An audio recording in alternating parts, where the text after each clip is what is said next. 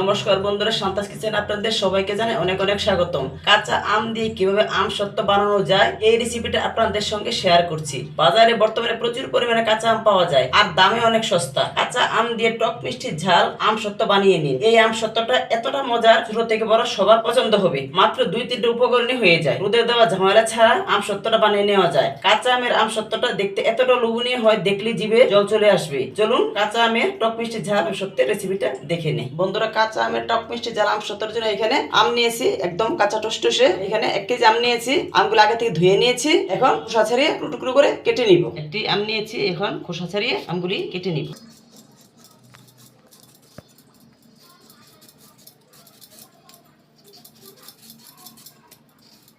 আমটা খোসা ছাড়িয়ে নিয়েছি, এখন টুকরো টুকরো করে কেটে নিব।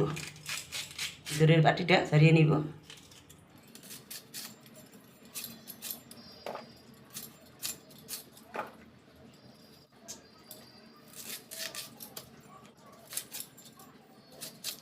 সবগুলি আম একইভাবে খোসা ছাড়িয়ে টুকরো করে কেটে নিব। আমগুলো টুকরো করে কেটে নিয়েছি, যেরকম ভাবে কেটেছি এখন সিদ্ধ করে নিব। চুলায় কড়াই বসিয়ে দিয়েছি, আমগুলি কড়াইতে দিয়ে দিব। 2 কাপ জল। এখন ঢেকে আমগুলি ভালোভাবে সিদ্ধ করে নিব। সিদ্ধ বসানো আমটা ঢাকনাটা উঠিয়ে নিব।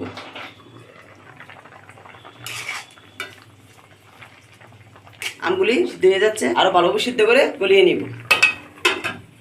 আমগুলি সিদ্ধ হয়ে গিয়েছে, এখন ঢাকনাটা আবার খুলে নিব। এখানে খুন্তির সাহায্যে আমগুলি ভালোভাবে ঘেটে দিব, যতক্ষণ পর্যন্ত পুরো আমটা একদম গলে না যায়। দিয়ে দিব 1 চামচ নর্মাল লবণ ও 1 চামচ বিট লবণ। আপনাদের কাছে বিট লবণ না থাকে তবে নাও দিতে পারেন।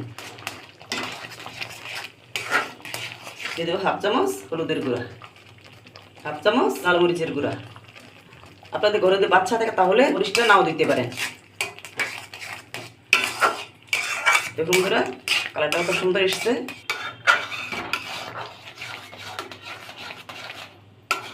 আমগুলি পুরো সিদ্ধ করে গলিয়ে নিয়েছি। এখন নামিয়ে ঠান্ডা করে ছাঁকনি দিয়ে সেঁকে নিব। এই যে আমের আটির যে আশের অংশগুলি আছে সেগুলি সেঁকে একদম স্মুথ একটা পিউরি তৈরি করে নিব।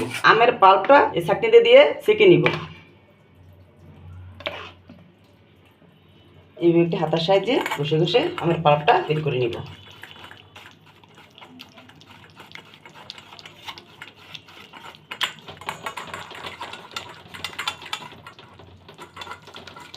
দেখুন বন্ধুরা, আমের পালগুলি ছেঁকে নেওয়ার পর জাতির যে আশের অংশটা ছিল সেগুলি আলাদা হয়ে গেছে।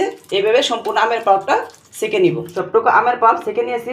দেখুন পাল্পটা কত স্মুথ হয়েছে। ছেঁকে নেওয়ার পর এখন আবার চলে যাব রান্নায়। এখানে নিয়েছি 1 কাপ চিনি, কড়াইতে দিয়ে দিব। 2 চামচ পরিমাণ জল। এইভাবে চুলাটা লোতে করে দিয়ে ক্যারামেলটা করে নিব। এই মুহূর্তে চিনিটা নাড়ানাড়ি করবো না, কালার আসা পর্যন্ত অপেক্ষা করব। দেখুন বন্ধুরা, এদিক থেকে কালারটা চলে আসতেছে। এখন একটু নেড়ে দিব।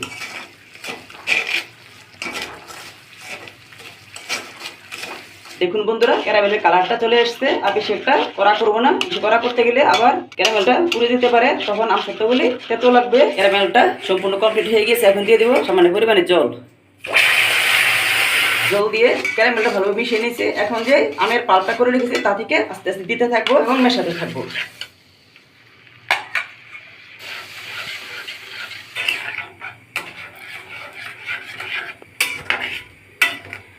আমের পাল্পটা ক্যারামেলের সাথে ভালোভাবে মিশিয়ে নিয়েছি। এখন আবার কিছুক্ষণ ফুটিয়ে আম সত্ত্বের জন্য পিউরিটা রেডি করে নিব।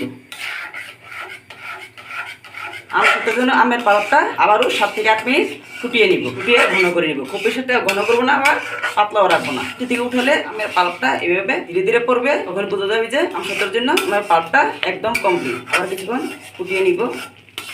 7 থেকে 8 মিনিট নেড়ে চেড়ে নেওয়ার পর আম সত্ত্বের জন্য আমটা পুরোপুরি কমপ্লিট হয়ে গেছে। এখন কমপ্লিট হয়ে তখন এভাবে বুদবুদ ওঠা শুরু করবে। এখন নামিয়ে নিব। আম সত্ত্বটা সেট করার জন্য এখানে 2টি থালা নিয়েছে। থালাগুলোর মধ্যে দিয়ে দিব সরিষার তেল।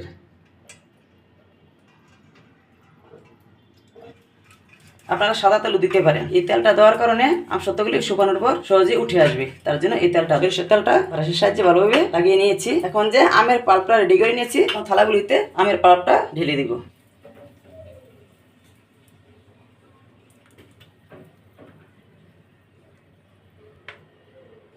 থালাগুলো ঝাঁকিয়ে সমান করে দিব। আম সত্তরের জন্য আমের পাল্পটা থালাগুলিতে দিয়ে দিয়েছি। এখন ফ্যানের বাতাসে নিচে দিয়ে আম সত্তরটা শুকিয়ে নিব। 2 দিন 2 রাত্র পর আবার ফিরে আসছি আম সত্তরগুলি তৈরি করি। বন্ধুরা, আম সত্তরগুলি শুকিয়ে 3 দিন 3 রাত্র পরে চলে এসেছি। ভালো শুকিয়ে গেছে। আমি বলেছিলাম 2 দিন 2 রাত্র, কিন্তু একদিন 1 রাত্র বেশি লেগেছে পুরোপুরি শুকাতে। কালারটা কত সুন্দর এসেছে, একটু বুঝে যাবে না যে এটা কাঁচা আমের আম সত্তর। আম সত্তরগুলি থালা থেকে উঠিয়ে নিচ্ছি। এই চাকু সাহায্যে এই সাইডগুলি উঠিয়ে নিব। আম সত্তরগুলি থালা থেকে উঠিয়ে নিচ্ছি। দেখুন কি সুন্দর উঠে যাচ্ছে। দিকটা কতটুকু সমান হয়েছে দেখুন বন্ধুরা। আম সত্তর কত সুন্দর হয়েছে, বেশি পাতলাও না আবার বেশি ভারীও না। অপর পাশে ছাপটা দেখা যাচ্ছে। আম সত্তরগুলি একটি চাকুর সাহায্যে পিস পিস করে কেটে নিব।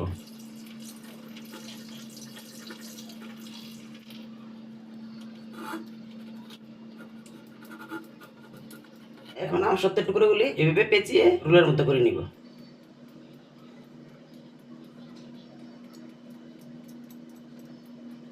দেখুন বন্ধুরা কত সুন্দর হয়েছে, একদম কাঁচের মতো চকচক করছে।